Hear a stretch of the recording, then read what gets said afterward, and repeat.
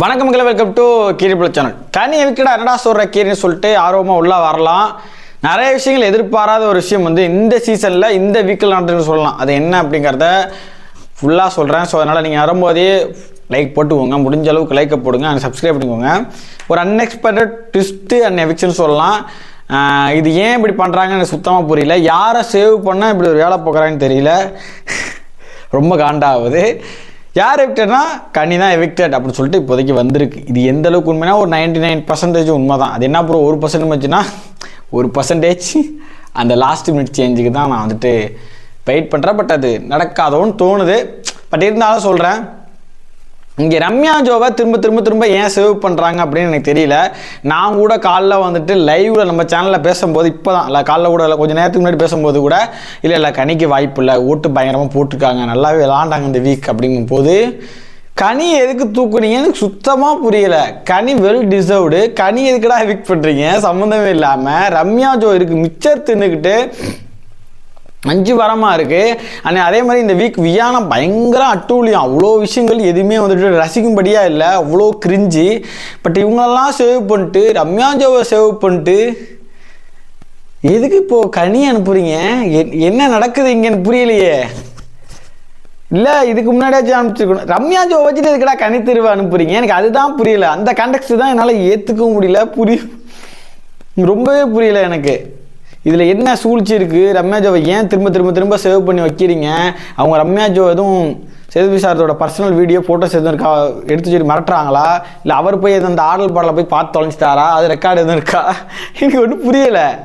இல்லை உங்களுக்குமே அதானே தோணுது? என் வீடியோ பார்க்குற நீங்கள் உண்மையிலே கமெண்ட், உங்கள் கமெண்ட் எனக்கு ரொம்ப வேணும். இந்த வீடியோஸ்க்கு ஒரு 100 கமெண்ட்டாவது ரம்யா ஜோ ஏன் சேவ் பண்ணாங்கன்னு எனக்கு தெரிஞ்சாகும். அது உங்கள் கையில் இருக்குது. கமெண்ட் அடிச்சு தள்ளுங்க.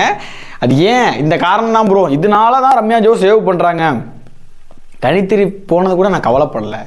ஆனால் ரம்யா ஜோ என்ன கிழிச்சிட்டாங்க, அவங்க என்ன பிடிங்கிட்டாங்க, அவங்க என்ன நட்டுட்டாங்க அப்படிங்கிறது எனக்கு தெரியல. எதுக்கு ரம்யா ஜோவை வச்சுட்டு கனித்திரி இல்லை அனுப்புறான்னு தெரில. எனக்கு சுத்தமாக புரியலை. நான் யோசிக்கிறேன், எனக்கு மண்டை வெட்டிக்குது அப்படியே ஒரு மாதிரி. என்னடா இது ஷோவா வேற? சரி போனோம் வர, சரி அதுக்கு முந்தா வர இப்படியே சரின்னு தள்ளிட்டு வந்தாச்சு. அடுத்து 1 வீக் தான் இருக்குது. அதுக்கப்புறம் வந்துட்டு ஃப்ரீஸ் டாஸ்க்கு. இப்போ வர 1 வாரம் தான் ப்ளே பண்ணுற வாரம், ஃபிசிக்கல் டாஸ்க்கோ என்னமோ. அப்படி எத்தனை லட்சத்தாண்டா அந்த பிள்ளைக்கு கடன் இருக்குது? கடன் இருக்கிறதுனால ஒரு கேரக்டரை கொண்டு வந்துகிட்டே இருக்கீங்க. எனக்கு புரியலை. லாஸ்ட் வீக் என்ன சொன்னார் சேதுபதி, எஜ்ஜில் இருக்கீங்க நீங்கள் விளாடுங்க சொல்லி உடனே இந்த அம்மா விளாண்டாங்களா இந்த வீக்? என்னத்தை விளாண்டாங்க? என்ன பெருசாக தெரிஞ்சாங்க வெளியில்? அதில் அந்த அம்மா வேறு பிக் பாஸ் வீட்டுக்குள்ளேயே அதை கேப்டன்சி டாஸ்கில் செலக்ட் பண்ணும் போதே தெரிஞ்சு எவ்வளோ கேவலமாக வந்துட்டு ஒன்று இருக்குன்னு சொல்லிட்டு. யூ ரொம்ப மோசங்க அதெல்லாம். ஒரு எவிக்ஷன் அட்லீஸ்ட் ஒரு நியாயம் வேணாமா? இது ஓகே, இது வந்து மக்கள் ஓரளவுக்கு ரசிப்பாங்க, இதை அக்செப்ட் பண்ணிப்பாங்க. பிரவீன்ராஜ் இது அக்செப்ட் பண்ணல. என்ன நடக்குது? இது சீசன் 9 வந்து இவ்வளோ கேவலமாக கொண்டு போவீங்க, இவ்வளோ ஒஸ்ட்டாக கொண்டு போவீங்களா? ஸ்டில் 54 நாள் ஆக போகுது. இன்னமும் இவங்க வந்துட்டு ஒரு ஃபிசிக்கல் டாஸ்க் பக்காவாக எல்லாரும் சேர்ந்து விளாட்ற ஒரு ஃபிசிக்கல் டாஸ்க் வைக்கவே இல்லை. எப்போ தான் வைக்க போகிறீங்க? ஷோ முடிஞ்சா அப்புறம் இந்த 1 வீக்கு தான் இருக்கா? அந்த 1 வீக் என்ன டாஸ்க் வைப்பாங்கன்னா அந்த டான்ஸ் டாஸ்க் கூட வைப்பானுங்க. ஓகேவா? டான்ஸ் வந்துட்டு இந்த சிவாஜி, ரஜினி, கமல், எம்ஜிஆர் இவங்கெல்லாம் கெட்டப் போட்டுக்கிட்டு வருவாங்களா, சிம்பு அந்த மாதிரி. அதையும் கொடுத்தாலும் கொடுப்பானுங்க இவனை. அப்போ கூட இந்த ரம்யா ஜோ ஆடல் பாடல் ஸ்டெப்பு தாண்டா போடும். அப்போ கூட புது ஸ்டெப்பாக கற்றுக்கிட்டு போடாதரா. அதை ஒன்று தாண்டா பண்ணுது அந்த பிள்ளை. ஒரு விஷயத்த பேச தெரில, பாயிண்ட் வைக்க தெரில, கேம் அடுத்த இடத்துக்கு நகர்த்து தரல. அவங்களோட பர்சனல் கேமே அவங்களோட நகர்த்து தரல. ஒரு நாமினேஷனாக இருக்கட்டும், ஒரு ஃபைட்டு போதும், ஏதோ ஒன்று அதுங்க வந்துட்டு இன்வால்வ் ஆகி ஒன்று பேசுவோம், கண்டென்ட் கிரியேட் ஒன்றுமே கிடையாது. ஜீரோ இந்த character.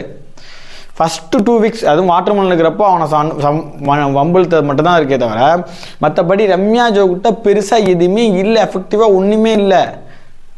The house is survived the show wide. நானும் இப்படி கால்குலேட் போடுறேன். மற்றவங்களுக்கு கூட ஏதோ ஒன்று சொல்லலாம், இது விளாண்டாங்க, எதோ பண்ணாங்க, இந்த ரவுண்டில் இது பண்ணாங்கன்னு சொல்லிட்டு. நான் ரம்யா ஜோக்கு நான் யோசிக்கிறேன், என்ன அப்போ உண்மையிலே டைட்டில் வின்னரா? சொல்லிருங்கடா, பாவம்டா கானா வினோத் ஃபேன்ஸு, கானா வினோத் ஃபேன்ஸு, பார்வதி ஃபேன்ஸு, அப்புறம் நாங்கள் ஒரு லாஸ்ட்டு ஜீரோ கொஞ்சம் ஹோப்பில் இருக்கிற நாங்கள் கூட விட்டுரு, எங்களுக்கு நாங்கள் ட்ராஃபி வேணாலும் நாங்கள் ஒதுக்கிட்டோம். எங்கள் ஆள் நல்லா பிளேயராக இருந்து வந்தாலே போயிட்டுருக்கோம். தமுதீன் ஃபேன்ஸு அவங்கள்ட்ட பாவம்டா, எல்லாம் ஒரு மாதிரி ஒரு கற்பனையில் இருக்கானுங்க. நம்ம ஆள் அப்படி ட்ராஃபி வாங்கிட்டு வந்து நம்ம ஜெயிக்கிறோம், நம்ம ஸ்பேஸில் போடுறோம், கலக்குறோம், அலப்புடுறோம், கிளப்புறோம் அப்படிங்கிற மாதிரி இருக்கானுங்க. நீங்கள் ரம்யா ஜோக்கு டைட்டில் கொடுக்கதான்